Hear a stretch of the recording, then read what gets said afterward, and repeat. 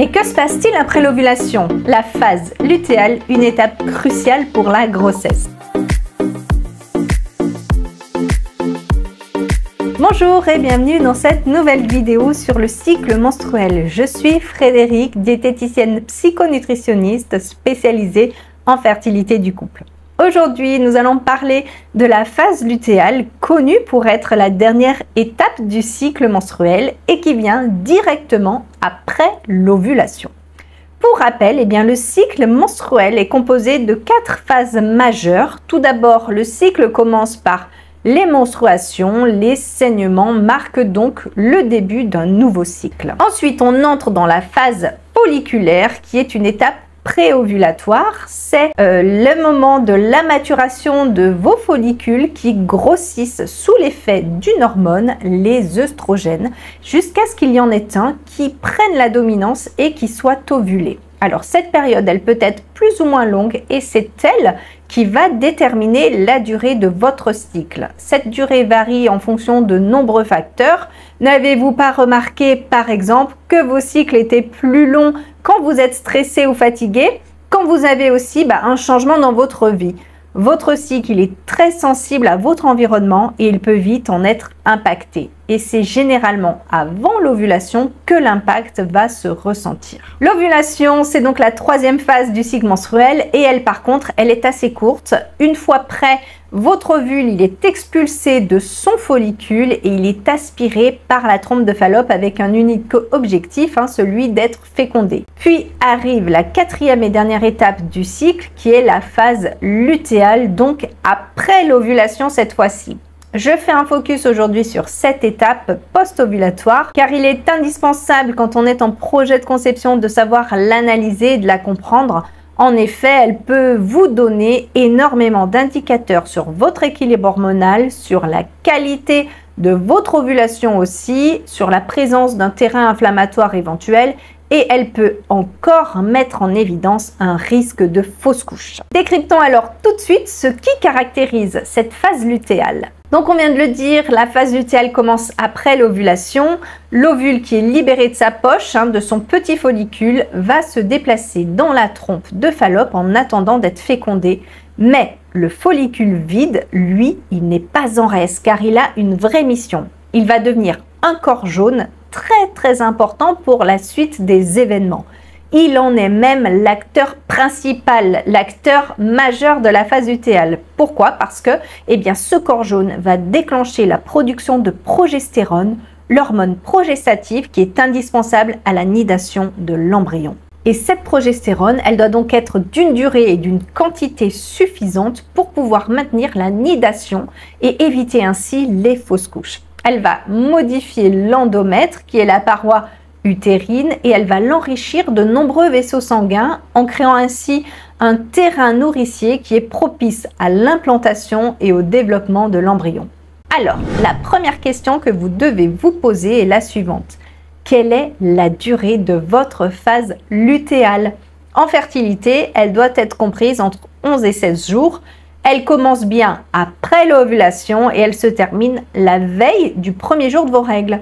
Votre phase lutéale, elle aura toujours la même durée. Par exemple, si elle dure 11 jours, alors elle sera toujours de 11 jours. Sauf évidemment cas exceptionnel, nous ne sommes pas des robots. Mais bon, gardez en tête que cette phase-là, elle est généralement très stable, contrairement à la phase folliculaire qui est avant l'ovulation. Dites-moi d'ailleurs en commentaire si vous savez, vous, combien de temps dure votre phase lutéale. En cas d'insuffisance lutéale, c'est-à-dire une phase post-ovulatoire de moins de 11 jours, alors il faut absolument investiguer pour en trouver la cause. Cela peut être dû à un déséquilibre entre les œstrogènes et la progestérone ou à une hypothyroïdie par exemple. Les causes, elles peuvent être nombreuses. Maintenant, comment savoir que ça y est, vous êtes en phase lutéale? Alors, il y a certains signes cliniques qui vous aident à repérer où vous en êtes dans votre cycle. Premièrement, vous saurez que vous êtes en phase lutéale quand vous ressentirez un changement brutal de lubrification à la vulve. Sous l'influence des changements hormonaux, votre glaire cervicale, auparavant bien abondante, filante et glissante, cette glaire fertile, elle va s'assécher et devenir presque imperceptible pour certaines. Alors pour d'autres, ça pourrait être un petit peu plus difficile car certaines d'entre vous pourront ressentir une vulve encore humide ou mouillée, mais vous verrez que la texture de votre glaire sera pâteuse, épaisse et qu'elle ne glissera plus vraiment durant cette phase post-ovulatoire. Restez donc bien attentive à vos ressentis. Vous passerez d'une sensation très mouillée et glissante à un ressenti plus sec et humide. Ensuite, après l'ovulation, votre température corporelle va légèrement augmenter. C'est alors un signe que l'ovulation a bien eu lieu. Et puis, le col de l'utérus va également changer. Il va se fermer et si vous vous autopalpez, vous sentirez alors qu'il est plus dur qu'auparavant. Maintenant, la deuxième question importante de cette vidéo, c'est pourquoi est-il nécessaire de savoir tout ça? Pourquoi moi je vous raconte ça en fait Eh bien, tout simplement pour maximiser vos chances de conception. Il faut que vous sachiez repérer votre ovulation et votre début de phase lutéale pour faire vos bilans de fertilité au bon moment du cycle. J'insiste vraiment sur ce fait car beaucoup me disent avoir fait leur prise de sang à J21 sans savoir réellement en quelle phase du cycle elles étaient à ce moment-là. Or, pour la progestérone par exemple, puisque c'est de ça dont il est sujet dans cette vidéo, la prise de sang se fait 7 jours après l'ovulation. Donc si vous ovulez à J18, vous devrez aller au laboratoire à J25.